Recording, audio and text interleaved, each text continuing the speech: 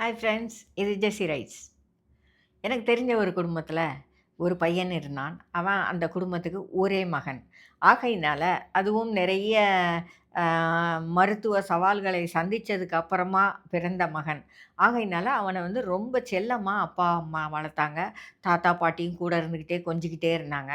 ஆகையினால ஒரு ஸ்டேஜில அந்த பையன் எப்படி ஆயிட்டான்னா, ரொம்ப பிடிவாதமானவனாவும், நிறைய டிமாண்ட் பண்றவனாவும், சர்வசாதாரணமா தவறு செய்றவனாவும், அப்பா, அம்மா, தாத்தா, பாட்டி பேச்ச கேட்காதவனாவும் அவன் வளர்ந்துட்டான். கொஞ்சம் வசதியான வீடு. ஆகையினால அந்த பையனுக்கு கேட்டதெல்லாம் கிடைச்சது. அவனுடைய தேவைகள் ரொம்ப குறையா இருந்தது. ஆகையினால அவன் யார் பேச்சையும் கேட்கிறவனா இருக்கல.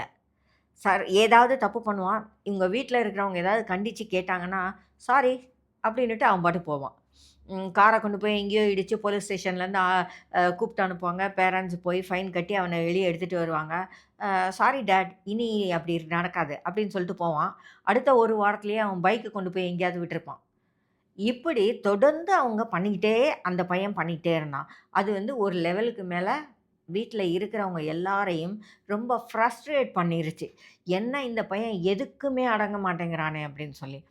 கடைசியில அவங்க பெரியவங்கலாம் சேர்ந்து என்ன பண்ணாங்கன்னா, 1 வாரம் அவனுக்கு வீட்ல யாருமே சோறு போடல. அவங்க அப்பா அவனுக்கு பாக்கெட் மணி குடுக்கல. அவனுக்கான விஷயங்கள் எதையுமே யாருமே செய்யல. பாதி நேரம் யாருமே வீட்ல இருக்கல. இதுல அவனுடைய பர்த்டே வேற குறுக்க வந்தது. அவன் பர்த்டே அன்னைக்கு வீட்ல யாருமே கிடையாது. டேபிள்ல சாரி அப்படின்னு ஒரு அட்டையில எழுதி வச்சுட்டு, அவங்க எல்லாரும் வெளிய போயிட்டாங்க. அவனுக்கு ரொம்ப கோவம். அன்னைக்கு நைட்டு இவங்கலாம் வர வரைக்கும் வெயிட் பண்ணி அவங்க கூட சண்ட போட்டான். "உங்க மகனுக்கு, உங்க பேரனுக்கு பர்த்டே. நீங்க எப்படி சாரின்னு எழுதி வச்சுட்டு வெளிய போவீங்க?" அப்படின்னு சண்ட போட்டான். அப்போ அந்த தாத்தா கேட்டாரு, "ஏன்பா இவ்வளவு காலமா எவ்வளோ முக்கியமான விஷயங்கள், எவ்வளவோ பெரிய பெரிய தவறுகளை எல்லாம் செஞ்சுட்டு நீ சாரின்னு சொல்லிட்டு போயிருக்கியே! இது என்ன ஒரு சின்ன விஷயம் தானே! கேக் கட் பண்ணணுன்னா, நீ உன் ஃப்ரெண்ட்ஸோட சேர்ந்து கடையில வாங்கி கட் பண்ண வேண்டியதானே!" அப்படின்னு அவரு கேட்டாரு. அவன் உடனே திட்டினான். "ஃப்ரெண்ட்ஸோடலாம் நான் கட் பண்ணிட்டேன். ஆனா நீங்க செஞ்சிருக்கணும்ல. நீங்க ஏன் அத செய்யல?" அப்படின்னு. "நீ எங்ககிட்ட எதிர்பார்க்குற மாரி நாங்களும் உங்ககிட்ட எதிர்பார்ப்போம்ப்பா. நீ உன்னோட விஷயங்கள நீ கரெக்ட்டா செய்யாம சர்வசாதாரணமா சாரின்னு சொல்றல்ல. சாரிங்கிற வார்த்தைய நீ சொல்றேன்னா, அது உன்னைய சேஞ்ச் பண்ணணும். உன்கிட்ட ஒரு மாற்றம் வரணும். சாரிங்கிறது வெறும் ஒரு வார்த்தை இல்ல. அத தினம் 4 தடவ சொல்லிட்டு சொல்லிட்டு போறது இல்ல. நீ அந்த அந்த விஷயத்துல உன்ன நீ மாத்தி இருக்கணும். நீ மாத்தாம எங்களுக்கு சாரி சொல்லும்போது, நாங்க சொல்றதுல ஒண்ணும் தப்பில்ல." அப்படின்னு தாத்தா சொல்லிட்டாரு. அந்த பையன் அப்பதான் அத ரியலைஸ் பண்ணான்.